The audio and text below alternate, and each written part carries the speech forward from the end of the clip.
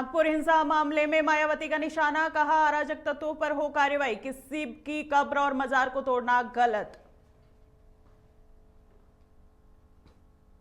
औरंगजेब की कब्र को लेकर सियासत तेज, श्री कृष्ण जन्मभूमि के पक्षकार दिनेश फलाहारी ने दिया बड़ा बयान, औरंगजेब की कब्र पर बुलडोजर चलाने वालों को देंगे 21 लाख का इनाम। संभल में विवादित जामा मस्जिद की रंगाई पुताई तेज, मस्जिद के पिछले हिस्से में लगी सजावटी लाइटें, हाईकोर्ट ने 1 सप्ताह में काम पूरा करने का दिया था निर्देश।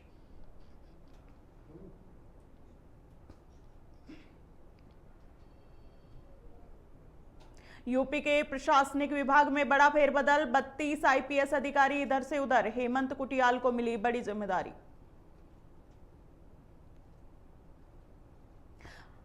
हाथरस में कॉलेज प्रोफेसर की गंदी करतूत, छात्राओं की अश्लील वीडियो सोशल साइट पर की अपलोड, फरार आरोपी प्रोफेसर की तलाश में जुटी पुलिस।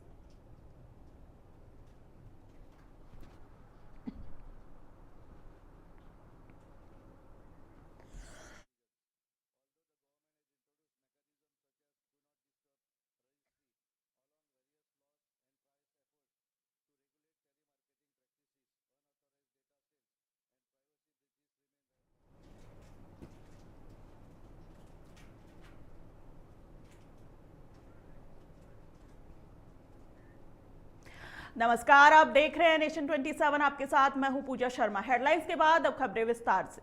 संभल विवादित जामा मस्जिद की रंगाई पुताई का मामला, एएसआई और मजदूर बढ़ाकर कर रहे हैं काम, मस्जिद के पिछले हिस्से पर सजावटी लाइटें लगी। हाईकोर्ट के निर्देश के अनुसार तय सीमा पर काम पूरा करने की कोशिश, 1 सप्ताह में काम पूरा करने का निर्देश दिया गया था हाईकोर्ट की तरफ से। तो संभल की जामा मस्जिद में रंगाई पुताई का काम जारी है। इलाहाबाद हाईकोर्ट के आदेश के बाद संभल की जामा मस्जिद में रंगाई पुताई का काम जारी है। हाईकोर्ट ने 1 सप्ताह में काम पूरा करने का निर्देश दिया था। विवादित ढांचा जामा मस्जिद की रंगाई पुताई का मामला, पुरातत्व विभाग और मजदूर मिलकर इसमें काम कर रहे हैं।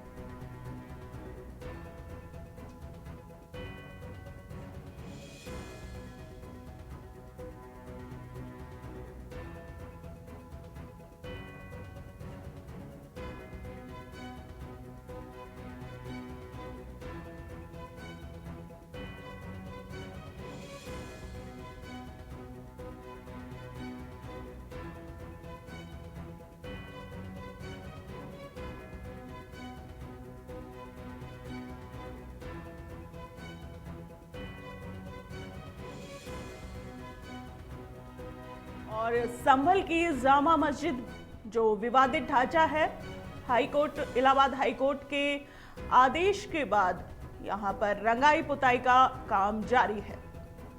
हाईकोर्ट ने 1 सप्ताह में काम पूरा करने का निर्देश दिया था। हाईकोर्ट के निर्देश पर तय समय में काम पूरे करने का निर्देश दिया गया था।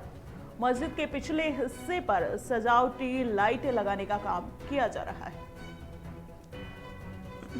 एएसआई तय समय में काम पूरा करने की कोशिश कर रहे हैं। संभल की विवादित जामा मस्जिद का मामला है। इलाहाबाद हाईकोर्ट के हस्तक्षेप के बाद यहां पर रंगाई पुताई का काम जारी है। हाईकोर्ट ने 1 सप्ताह में काम पूरा करने का निर्देश दिया था।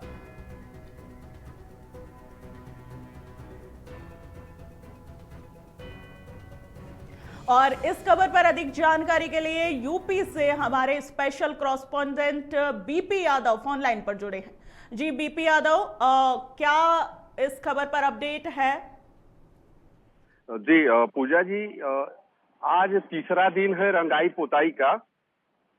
जैसा कि इलाहाबाद हाई कोर्ट ने निर्देश दिया था कि 1 हफ्ता में पूरी रंगाई पुताई का कार्य खत्म कर लेना है और 10 इसमें पेंटर्स लगाए गए हैं। 10 पेंटर लगातार इस पे काम कर रहे हैं और एएसआई की टीम और पुलिस फोर्स वहां पर लगातार मौजूद हो रही है और उन्हीं की देखरेख में ये पूरा पेंटिंग का कार्य चल रहा है। आपको बता दें कि इसमें से 2 पेंटर दिल्ली से बुलाए गए हैं जो पेंटिंग का नेतृत्व कर रहे हैं। उन्हीं के नेतृत्व में ये पूरा पेंटिंग का कार्य चल रहा है। जी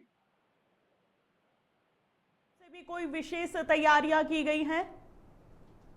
जी बिल्कुल, पुलिस फोर्स यहाँ पर तैनात की गई है, कोई अप्रिय घटना न हो जाए उसको देखते हुए। और सबसे बड़ी चीज कि केवल बाहरी दीवारों पर ही रंगाई पुताई का कार्य चल रहा है, अंदर कोई भी कार्य करने पर मनाही की गई है।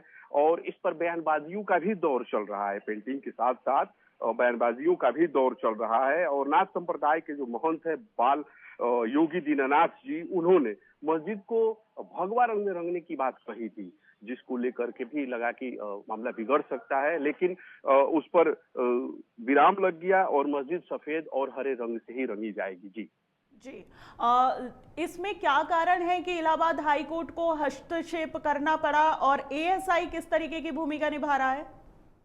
जी एएसआई के ये देखिए, जो भारतीय पूरा तत्व सर्वेक्षण विभाग है उसके अंतर्गत इस पर जांच चल रही है, क्योंकि हिंदू पक्ष इस पर दावा कर रहा है कि ये पहले मंदिर था और मुस्लिम पक्ष दावा कर रहा है कि नहीं, ये शुरू से ही मस्जिद थी।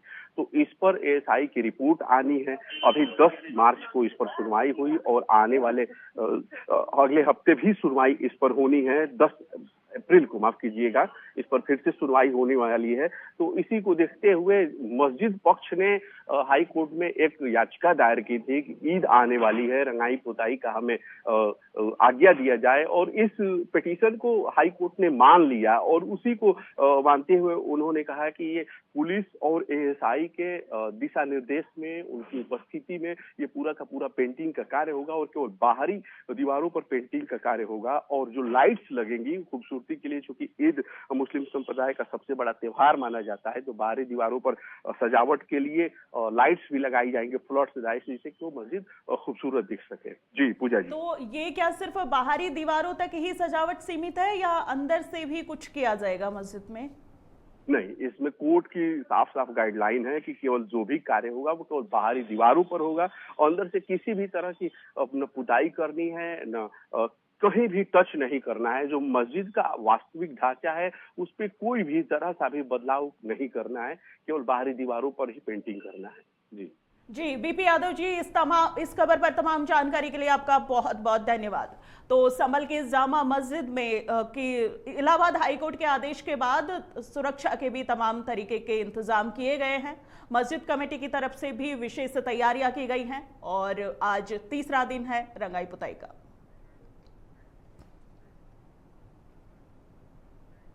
और नागपुर से इस वक्त की बड़ी खबर, नागपुर हिंसा पर मायावती ने निशाना साधा है। बीएसपी प्रमुख मायावती ने नागपुर हिंसा पर निशाना साधा है। नागपुर के अराजक तत्वों पर एक्शन हो। मायावती ने कहा कि नागपुर के जो अराजक तत्व हैं उन पर तुरंत एक्शन ले सरकार। किसी की कब्र मजार को तोड़ना गलत बात बताया है।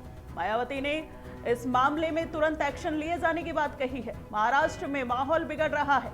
मायावती ने कहा है कि महाराष्ट्र में इस खबर से और इस तरीके की घटना से माहौल बिगड़ रहा है, आपसी भाईचारा और सौहार्द बिगड़ रहा है। तो मायावती ने नागपुर की हिंसा पर तुरंत एक्शन लिए जाने की बात कही है। नागपुर में औरंगजेब की कब्र पर को लेकर जो विवाद चल रहा है उसको लेकर बीएसपी सुप्रीमो मायावती का बड़ा बयान आया है। मायावती ने भाईचारे और आपसी सौहार्द को बनाए रखने की अपील भी की है और सरकार से तुरंत एक्शन लिए जाने की बात कही है। नागपुर के अराजक तत्वों पर तुरंत एक्शन लिए जाने की मायावती ने बात कही है। उन्होंने कहा कि किसी की कब्र और मजार को तोड़ना गलत बात है। महाराष्ट्र में माहौल बिगड़ रहा है। मायावती ने इस खबर की निंदा की है। आपसी भाईचारा और सौहार्द बिगड़ रहा है। मायावती ने कहा है कि इस खबर के, इस घटना के आने के बाद आपसी भाईचारा और सौहार्द बिगड़ रहा है और उन्होंने सरकार से भी नागपुर की अराजक तत्वों पर तुरंत एक्शन लिए जाने की बात कही है। महाराष्ट्र के नागपुर से इस वक्त की बड़ी खबर, नागपुर हिंसा में बीएसपी सुप्रीमो मायावती का बड़ा बयान आया है। मायावती ने कहा है कि नागपुर हिंसा में जो अराजक तत्व शामिल है उन पर सरकार तुरंत कड़े से कड़े एक्शन ले, तुरंत कार्रवाई करे, क्योंकि इससे आपसी भाईचारा और सौहार्द बिगड़ रहा है। उन्होंने कहा कि किसी की कब्र और मजार पर इस तरीके का कदम उठाना गलत है।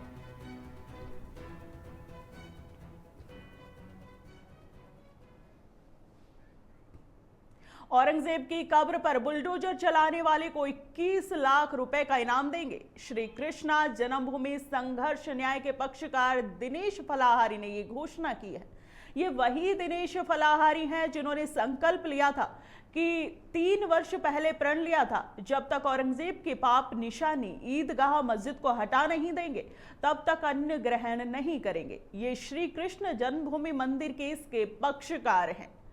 तो औरंगजेब की कब्र पर बुलडोजर चलाने वाले को 21 लाख रुपए का इनाम देने की घोषणा की है श्री कृष्ण जन्मभूमि मंदिर केस के पक्षकार दिनेश ने। मुगल शासक औरंगजेब ने हमारे हिंदुओं के बड़े बड़े मंदिरों को तोड़ा, हमारी बहन बेटियों पर अत्याचार किए, हमारे मराठाओं पर उसने निर्दयतापूर्वक इतने अत्याचार किए कि फिल्म में देखने के बाद आंसू आ गए। ऐसे अत्याचारी मुगल शासक की कब्र हिंदुस्तान में क्या कर रही है?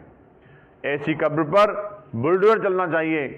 और मैं तो कहता हूं कि जो भी हिंदू वीर योद्धा उस मुगल शासक औरंगजेब की कब्र पर बुलडोजर चलाएगा, उसको श्री कृष्ण जन्मभूमि संघर्ष न्याय की तरफ से 21 लाख रुपए का इनाम दिया जाए।